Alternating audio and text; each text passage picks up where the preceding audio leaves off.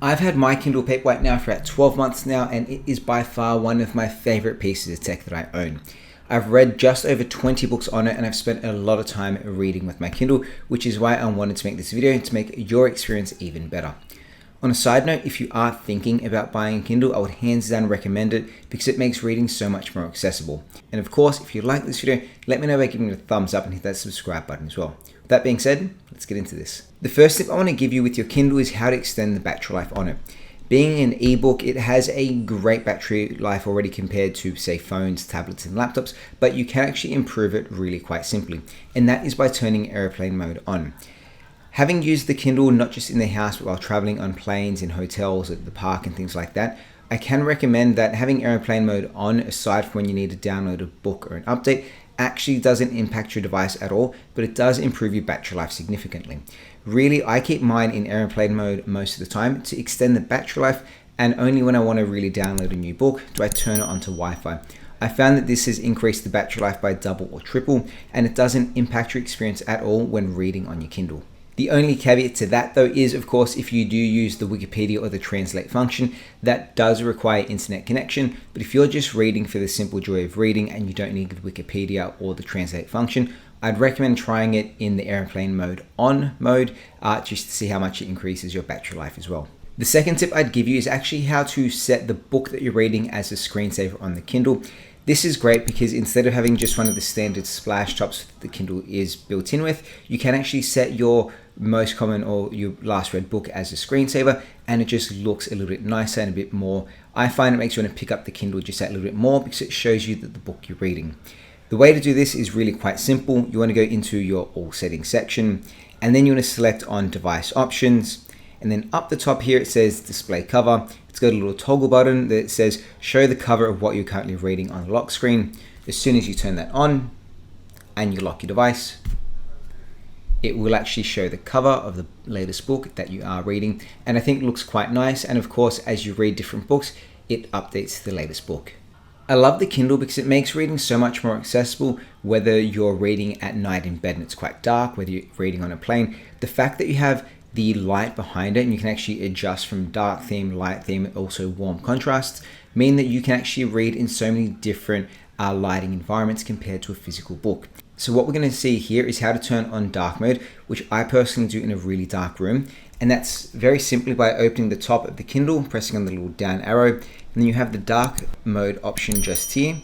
And this will it'll invert the colors. So instead of having a white background with black text, you have a black background with white text. And this for me just makes it a little bit easier on the eyes. Another option here is actually turning on the different warmth modes, and you can set that to being automatic, or you can manually turn it on as well. I'm just going to pop out of dark mode for now.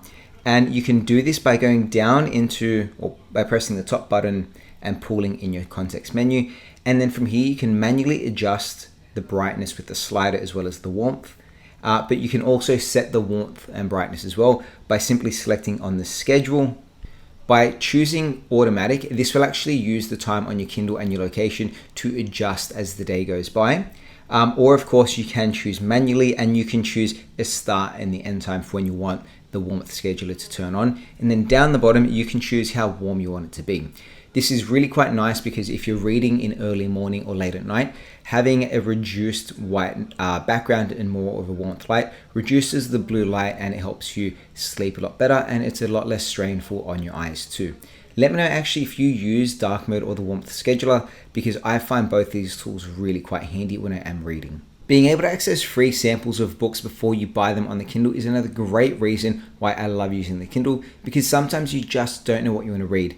Being able to get a sample of a book before having to pay for it allows you to preview what the book is like. And then of course, if you like the book, you can choose to buy and download the whole thing, or you can remove the sample and find something else.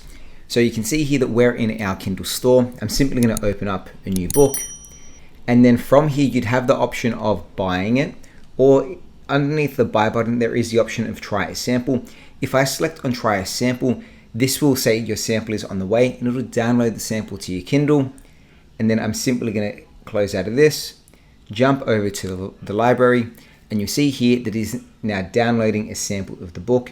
It'll see in the top right hand corner, you have a little option that says sample, and then you can go ahead and select on the ellipses here, and then you can go ahead and buy this book. Or if you read the whole book, or read the whole sample I should say, at the end of it, it will give you the option to, of course, purchase that sample as well. So I'm just going to jump all the way to the end here of that sample.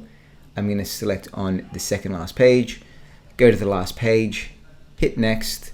It'll say book complete, and it'll give you the option of buying that sample. I love this because sometimes you just don't know what you want to read, and then if you can start a book and if you really enjoy it, you can choose to download it and keep reading away, or you can choose to remove that sample and start with a new book. The last tip I want to give you in this video is how you can customize the reading experience on your Kindle really quite simply. By being inside of the book that you're after, you want to tap the top of the Kindle and then tap again on the large and small A font, and this is going to bring you into the themes, fonts, layout, and more option. From here, you can choose to customize the theme that you're on by going into the font section, and you can choose all the different kinds of fonts, the boldness and the size of the text to make it easier for you to read and customize it to the way that you like. In the layout, you can actually choose a few different page orientations as well. You can choose to have it in portrait or landscape and the alignment. And then if you're into the more section, this is where you can customize it even further by choosing to add things like the reading progress. It tells you how much time is left in your book. You can choose to show or hide the clock. You have book mentions and all this sort of stuff. And down the bottom, you can even choose to turn on things like the page animation. So you can really customize what your reading experience on the Kindle looks like by going into this setting here. I'm not going to tell you how to customize and personalize the Kindle for your preferences because it's up to you what you like and what you don't like.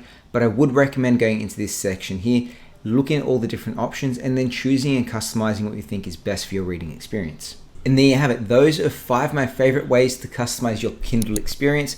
Let me know your favorite customization in the comment section down below. Of course, if you like this video, make sure you give it a thumbs up and hit that subscribe button. Thanks for watching, and we'll see you next time. Bye.